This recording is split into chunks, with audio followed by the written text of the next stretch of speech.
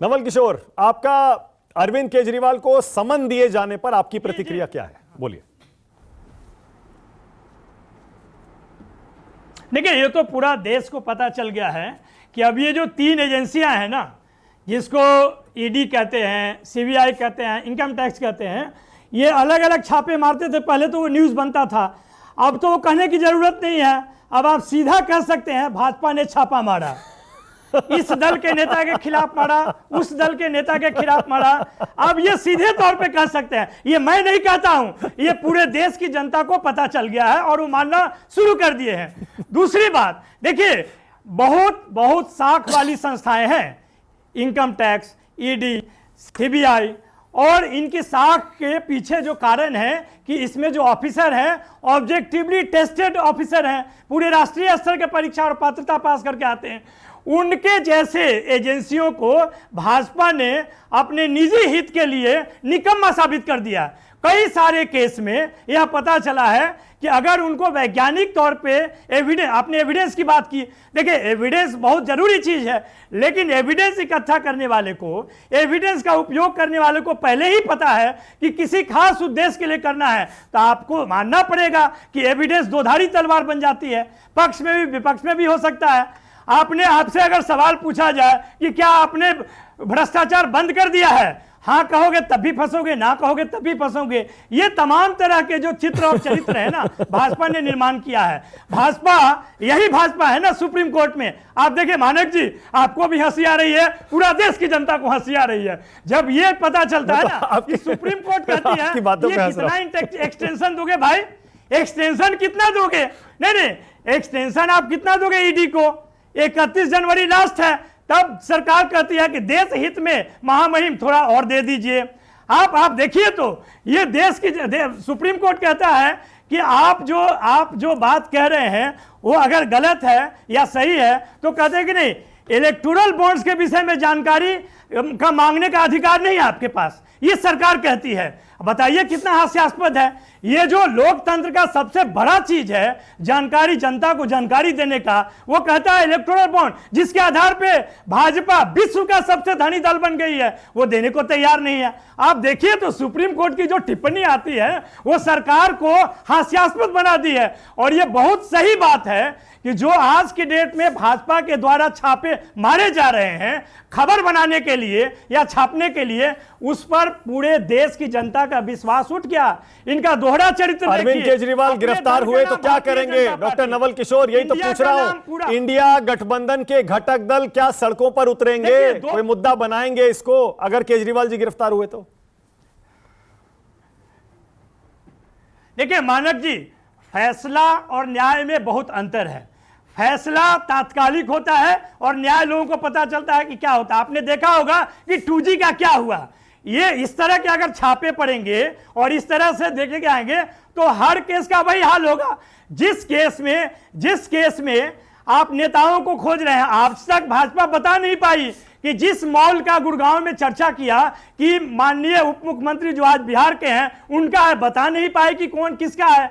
जिस परिवार को कह रहे थे कि 8,000 का घोटाला किया, वो 5 करोड़ 6 करोड़ पर आकर टिक गया।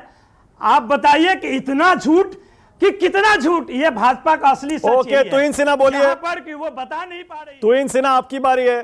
तुहिन सिन्हा, आरोप बड़ा साफ है, चुनाव आ गए हैं, इसीलिए आपने सिर्फ विपक्षी दलों को बदनाम करने के लिए ये छापे मारे, और ये छापे अब भारतीय जनता पार्टी पड़वा रही है, ईडी नहीं। तुहिन सिन्हा, देखिए, बहुत सारे आरोप सुन रहा हूं पिछले 15 मिनट से, लेकिन जो कांग्रेस का जो आरोप है ना, वो सबसे ज्यादा जो है विचित्र है। क्योंकि आप खुद जानते हैं कि 6 महीने पहले जब मनीष सिसोदिया गिरफ्तार हुए थे तो कांग्रेस ने कितना समर्थन किया था उनकी गिरफ्तारी का। तो कांग्रेस एक कंफ्यूज पार्टी है। आधे लोग उसमें आम आदमी पार्टी को गाली देते हैं और आधे लोग जो है आम आदमी पार्टी के सहारे जो है दिल्ली और पंजाब में सरवाइव करने की कोशिश कर रहे हैं। तो उनको कितना सीरियसली लेना चाहिए वो आप तय करिए। देखिए, इससे पहले भी पीएमएलए के कोर्ट ने मनीष सिसोदिया को शराब स्कैम का प्रणेता, रचयिता, आर्किटेक्ट बताया था।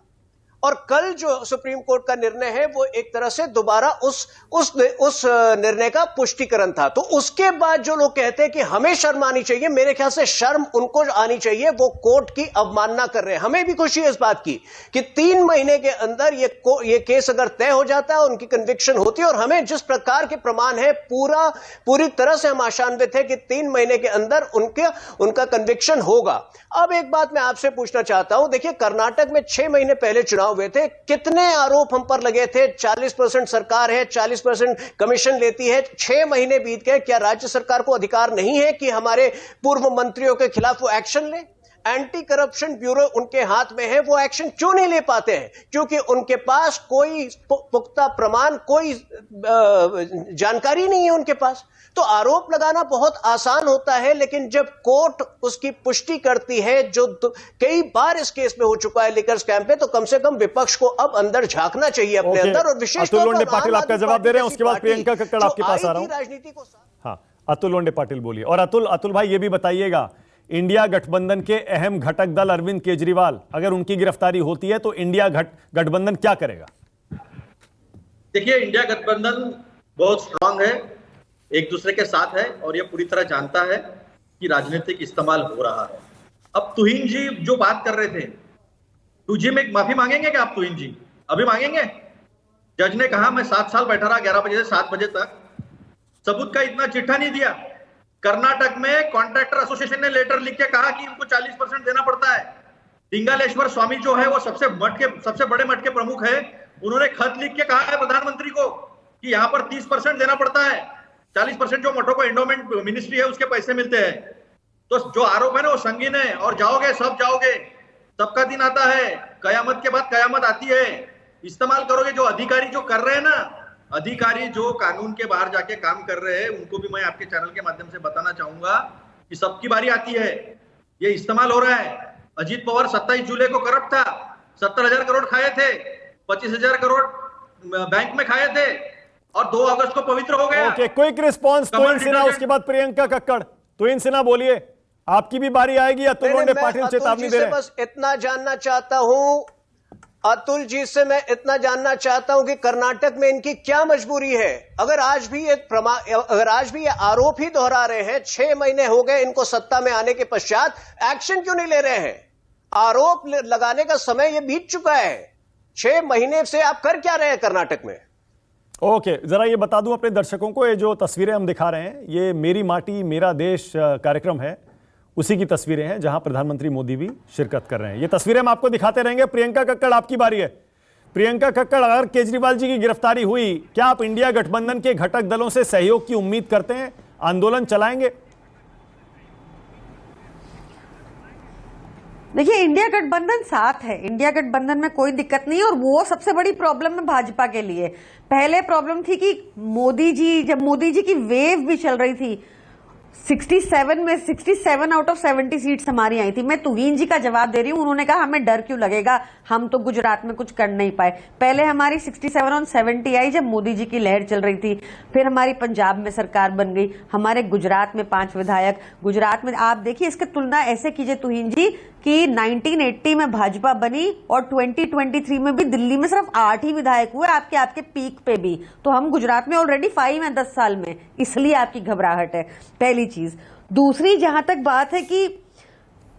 ये बात है कि इन्होंने कहा कि ईडी निष्पक्ष जांच करेगी, तो एक तो लोंढे जी ने मेरे से पहले गिनवाया आपको 70,000 करोड़ का घोटाला, जो बहुत रीसेंट है, पब्लिक मेमोरी में फ्रेश है, वहां ईडी भेज दीजिए, क्योंकि प्रधानमंत्री मोदी ने बताया जिसको 70,000 करोड़ का घोटालेबाज, उसको 2 दिन बाद फाइनेंस मिनिस्टर बना दिया महाराष्ट्र की कैबिनेट में, वो और चोरी कर लेंगे, इसलिए ईडी जांच करा दीजिए।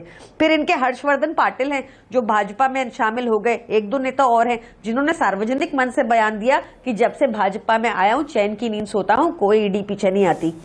तो ये बड़ा क्लियर है। फिर एक जवाब मुझे देना है कि वाजपेयी जी का, उन्होंने कहा कि जजमेंट में लिखा हुआ है कि ये इस्टेब्लिश्ड है, ये वाला अमाउंट इस्टेब्लिश्ड है। वहां पे ब्रैकेट में सर ये भी लिखा हुआ है कि ये इन्वेस्टिगेशन एजेंसी का मानना है कि जो प्रॉफिट हुआ वो ज्यादा प्रॉफिट था। ज्यादा प्रॉफिट होना पॉलिसी का एक पॉजिटिव रूप है, वो करप्शन नहीं है सर।